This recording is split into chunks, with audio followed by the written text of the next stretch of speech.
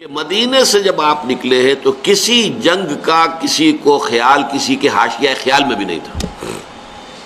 پیش نظر تھا اس قافلے کا راستہ روکنا کہ جو آ رہا تھا شام سے واپس ابو سفیان کی سرکردگی میں. جو جب جا رہا تھا تو حضور نے تعاقب کیا تھا لیکن وہ بچ کر نکل گیا تھا. اسی لیے کسی نے اہتمام نہیں کیا کہ وہ اسلحہ ساتھ لے. اندازہ تو کیجئے 313 افراد میں سے صرف 2 کے پاس تلواریں تھیں. اسلحہ بھی نہیں لیا. کیا کرنا ہے؟ قافلے کو جا کر جو ہے روکنا ہے, قافلے کو لوٹنا ہے کہہ لیجیے. لہذا کو کثیر تعداد جو بھی گئی ہے وہ اسی خیال سے نکلی اور اس میں کوئی بری بات نہیں ہے. باطل سے گویا کہ جنگ تو پہلے دن سے شروع ہو گئی تھی. جیسے ہی حضور نے کہا لا الہ الا اللہ آپ کے اوپر تشدد شروع ہو گیا, بات ختم ہو گئی. تصادم تو ہے, صرف یہ ہے کہ پہلے وہ تصادم ذہنی اور فکری سطح پر تھا صرف, یا وقت یک طرفہ تشدد تھا اس میں کہ مسلمانوں کو اجازت نہیں تھی جوابی کارروائی کرنے کی. اب یہ تصادم 2 طرفہ ہے. اینٹ کا جواب پتھر سے دینے کا موقع آ گیا, مرحلہ آ گیا. اور اس انقلاب کی تکمیل کے لیے انگریزی میں ایک لفظ آتا ہے پش. ایک تو PUSH پش, کسی چیز کو دھکا دینا. ایک ہے PUTCH. یہ پش جو ہے یہ ہے کسی بھی مہم میں پھر آخری حلہ بولنا. تو یہ پش جو ہے انقلابی جد و جہد کا فائنل پش جو ہے وہ ہے یہ آرم کانفلکٹ. اور اس کا بھی آغاز اس ایکٹیو ریزسٹنس کے نتیجے میں جو حضور نے 1 سال تک جاری رکھا, اس کے نتیجے میں یہ 1000 کی فوج نکلی. حضور جب اپنے 313 ساتھیوں کو لے کر تقریباً درمیان میں تھے مدینے اور بدر کے, وہاں حضور کو وحی کے ذریعے سے اللہ نے اطلاع دے دی کہ مکے سے ایک لشکر بھی چل چکا ہے, بڑا طاقتور لشکر. اور ساتھ ہی اے محمد صلی اللہ علیہ وسلم ہمارا وعدہ ہے کہ ایک تو وہ جو اوپر سے قافلہ آ رہا ہے شمال سے, اور ایک جو جنوب سے آ رہا ہے لشکر, ان 2 میں سے ایک پر ہم ضرور مسلمانوں کو فتح دے دیں گے. یہ وحی جب حضور پر آ گئی اور آپ کو اطلاع مل گئی کہ مکے سے تو قریش کا ایک فوج نکل آئی ہے, مسلح, کیل کانٹے سے لیس, پوری تیاریوں کے ساتھ. اب آپ نے ایک مجلس مشاورت منعقد کی اور آپ نے مسلمانوں کے سامنے یہ مسئلہ رکھ دیا کہ دیکھو ہم نکلے تھے اس کام کے لیے, لیکن اب صورت اللہ تعالیٰ کی طرف سے یہ پیش آ گئی ہے. وہ قافلہ بھی آ رہا ہے اور ادھر سے لشکر بھی آ رہا ہے, اور اللہ کا وعدہ ہے ان میں سے ایک پر لازماً اللہ ہمیں فتح عطا کر دے گا. تو بتاؤ کہ ہم کدھر چلیں, لشکر کی طرف چلیں یا قافلے کا پیچھا کریں. اس کو آپ جدید اصطلاح میں یہ کہہ سکتے ہیں کہ یہ اپنے ساتھیوں کے مورال کو ریڈ کرنے کی حضور کی طرف سے ایک کوشش تھی. پتہ چلے ساتھیوں کی کا مورال کیا ہے, کیا عالم ہے, ان کا حوصلہ کیا ہے, ان کے جذبات کیا ہیں, ان کی امنگیں کیا ہیں. آیا وہ ڈر جاتے ہیں یہ سن کر کے لشکر آ رہا ہے, قریش کا لشکر. قریش کا تو یوں سمجھیے کہ اس کا لفظ ایک دہشت پیدا کرنے والا تھا عرب کے اندر. قریش, ان کا لشکر اور تیاری کے ساتھ پوری طریقے سے کیل کانٹے سے لیس. یا یہ ہے کہ ان کے اندر اس کیفیت سے اور استقامت پیدا ہوتی ہے کہ ٹھیک ہے اب وقت آیا, اب وقت شہادت آیا ہے, اب وقت آیا ہے کہ ہم اپنا جو مقصود و مطلوب ہے, شہادت ہے مطلوب و مقصود مومن, نہ مال غنیمت نہ کشور کشائی. تو حضور نے جب یہ مشورے کے لیے بات رکھی, یہ بات بڑی اہم ہے, بڑی پیارا واقعہ ہے یہ سیرت کا. مہاجرین میں سے کئی افراد نے کھڑے ہو کر تقریریں کی بڑی جوشیلی. حضور جو حکم آپ کا ہو آپ بسم اللہ کریں, ہم تیار ہیں, ہر شے کے لیے تیار ہیں, فیصلہ آپ کو کرنا. حضرت ابو بکر نے تقریر کی رضی اللہ تعالی عنہ, لیکن حضور نے کوئی خاص اہمیت نہیں دی. حضرت عمر نے تقریر کی, اب بھی حضور نے کوئی خاص اہمیت نہیں دی. فرمایا بھائی دو مشورہ دو, آپ لوگ مشورہ دیجئے. پھر حضرت مقداد ابن الاسود نے جو تقریر کی ہے وہ بڑی پیاری ہے کہ حضور ہم موسیٰ کے ساتھی نہیں ہیں کہ جنہوں نے جنگ کے وقت کہہ دیا تھا کہ فَاذْهَبْ أَنْتَ وَرَبُّكَ فَقَاتِلَا إِنَّا هَاهُنَا قَاعِدُونَ, جاؤ موسیٰ تم اور تمہارا رب جا کر جنگ کرو, ہم تو یہیں بیٹھے, ہم جنگ نہیں کریں گے. ہم موسیٰ کے ساتھی نہیں ہیں, ہم محمد کے صحابی ہیں صلی اللہ علیہ وسلم. خدا کی قسم آپ بسم اللہ کریں. جو بھی قدم آپ اٹھائیں گے انشاءاللہ اللہ تعالی ہمارے ذریعے سے آپ کو آنکھوں کی ٹھنڈک عطا کرے گا. حضور ان کی بات کو بھی کوئی خاص اہمیت نہیں دے رہے. پھر فرما رہے اشیرونی، مجھے مشورہ دو بھائی. اب یہ بات جو ہے انصار کی سمجھ میں آ گئی کہ حضور کا روح سخن ہماری جانب ہے، کیونکہ انصار سے جو معاہدہ ہوا تھا بیعت عقبہ ثانیہ میں وہ یہ تھا کہ اگر مدینے پر حملہ ہوگا تو ہم آپ کی حفاظت کریں گے اپنے اہل و عیال کی طرح. ابھی مدینے پر حملہ نہیں ہوا تھا بلکہ حضور آگے بڑھ کر نکل آئے ہیں مدینے سے اور جنگ مدینے سے باہر ہو رہی ہے. تو گویا کہ اسٹرکٹ سینس میں انصار پابند نہیں تھے اپنے اس معاہدے کی روح سے کہ حضور کا ساتھ دیں. اور ظاہر بات ہے کہ اب جو سچویشن پیش آ گئی تھی، صرف مہاجرین کی نفری کافی نہیں تھی. 80-85 مہاجر تھے، باقی سب کے سب تو انصار تھے، ان میں 313 تھے. وہ کفایت نہیں کرتے تھے اس سچویشن جو اس وقت پیش آ گئی ہے. لہذا حضور بار بار کہے ہیں تو سمجھ گئے. حضرت سعد بن عبادہ کھڑے ہوئے رضی اللہ تعالی عنہ، اور بڑی پیاری تقریر ہے ان کی یہ، کأنک تعنینا یا رسول اللہ، اے اللہ کے رسول شاید آپ کا روح سخن ہماری جانب ہے. فإنا آمنا بک وصدقناک، تو ہم تو آپ پر ایمان لا چکے ہیں. وہ بیعت عقبہ والی بات کو آپ بھول جائیے.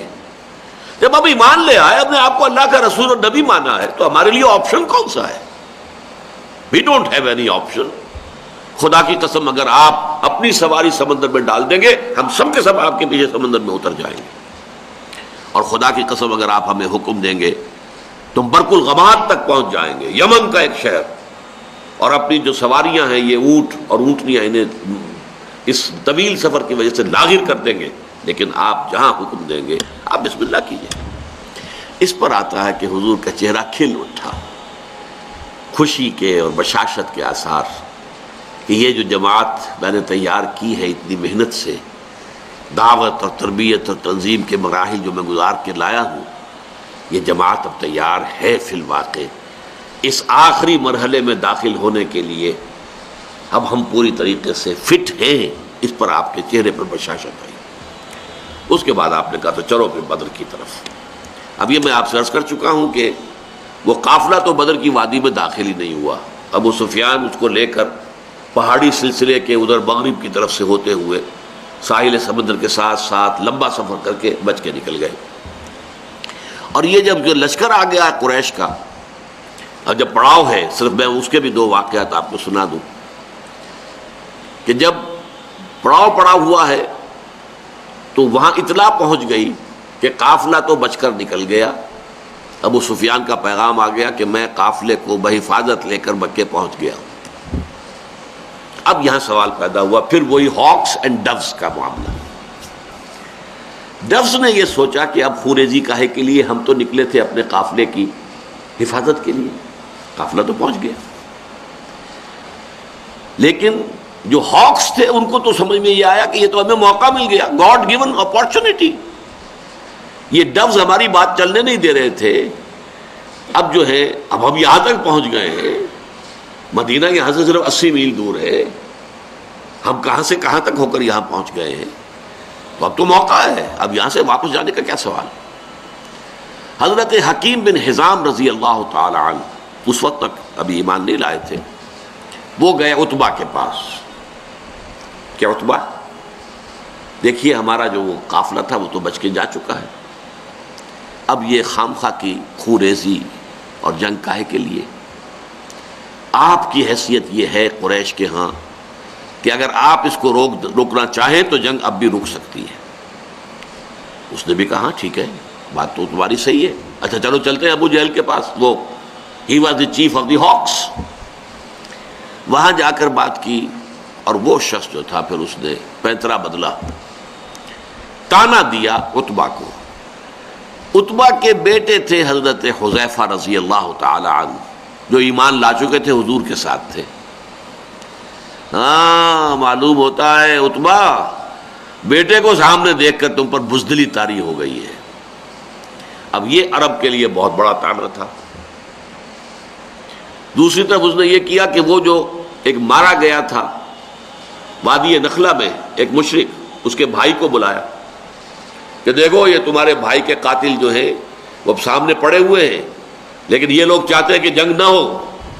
اس نے فوراً کپڑے پھاڑے، وہاں کا جو ان کا ایک قبائلی رواج تھا، چیخنا چلانا شروع کیا اپنے اس مقتول بھائی کا نام لے کر کے، اس کا انتقام، اس کا قصاص لے کر جائیں گے، واپس نہیں جائیں گے واپس یہاں سے۔ عتبہ نے بھی اس طعنے کا جواب دیا کہ یہ صبح معلوم ہوگا کہ کون کاورڈ ہے، کون بزدل ہے۔ ظاہر بات ہے کہ عتبہ کو یہ بات کھا گئی، وہ چونکہ نسبتاً شریف النفس لوگوں میں سے تھا، یعنی عمر کے اعتبار سے بھی بزرگ، ویسے بھی تباہ ہے ہر ایک کی، جیسے کہ وہ شعر ہے کہ نہ ہر زن زنستو نہ ہر مرد مرد، خدا پنج انگوش یکساں نہ کر۔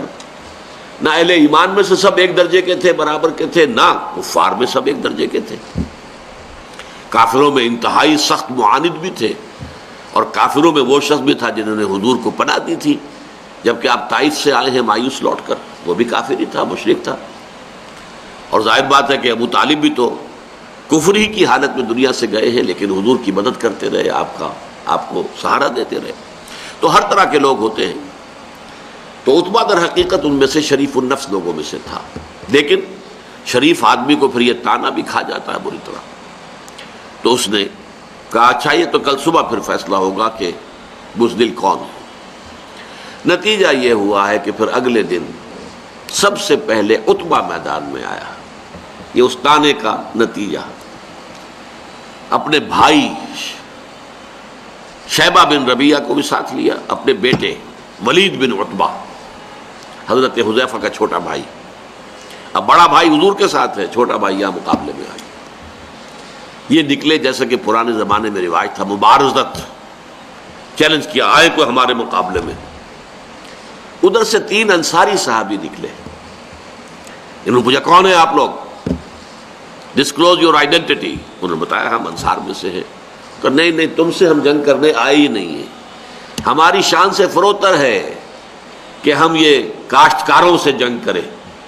طعنہ دیا کہ مدینے کے لوگ تو کاشتکار لوگ ہیں، ہمارے مد مقابل بھیجو محمد صلی اللہ علیہ وسلم جو ہمارے قبلے کے ہو۔ حضور نے ان تینوں کو اشارہ کیا واپس آ جاؤ۔ اب حضرت حذیفہ نکلنے لگے باپ کے مقابلے کے لیے، حضور نے روک دیا۔ حضور کی شفقت و رحمت نے اسے گوارا نہ کیا کہ باپ بیٹے کے مقابلے میں آئے اور بیٹا باپ کے مقابلے میں آئے۔ لیکن پھر بہرحال 3 نکلے، حضرت حمزہ عتبہ کے مد مقابل، حضرت علی اور حضرت حارثہ ابن عبد المطلب۔ یہ بن مطلب، عبد المطلب نہیں، یہ 3 قرشی نکلے۔ ہاں انہوں نے جب بتایا کہ ہاں ٹھیک ہے اب ہمارے مقابلہ جو ہے برابر کی چوٹ کا ہے۔ بہرحال نتیجہ کیا نکلا کہ تینوں کو واصل جہنم کیا، اگرچہ حضرت حارثہ جو تھے وہ بھی زخمی ہو گئے، تلوار کا وار ان کی ٹانگ پر پڑا، ٹانگ کٹ گئی تو گر گئے، لیکن پھر جس سے مقابلہ ہو رہا تھا حضرت علی نے اس کو بھی واصل جہنم کیا۔ یہ جو ہیں جو زخمی ہو گئے تھے یہ واپس جاتے ہوئے جبکہ بدر سے جا رہے تھے، حضور فتح مند ہو کر مدینے کی طرف، تو درمیان میں ان کا انتقال ہو گیا۔ تو ان کے سمیت 14 صحابہ جو ہیں شہید ہوئے، جبکہ 70 قرشی کھیت رہے، واصل جہنم ہوئے۔ اور ان 14 میں سے کوئی بھی نمایاں شخص نہیں تھا بہت بڑا، اور وہ سارے کے سارے چوٹی کے لوگ تھے، تمام سرداران قریش، اور 70 کو قیدی بنا لیا۔ تو یہ گویا کہ اللہ تعالیٰ نے پھر اس کو سورہ انفال میں یوم الفرقان قرار دیا، یعنی ابو جہل کی بات کو الٹ کر کہ جو اس نے کہا تھا یہ یوم الفرقان ہوگا، واقعی یہ یوم الفرقان ثابت ہو گیا۔ اللہ کی مدد آئی، فرشتے بھی آئے، اس کی تفاصیل میں نہیں جا رہا، وہ آپ کتابوں میں پڑھ لیں گے۔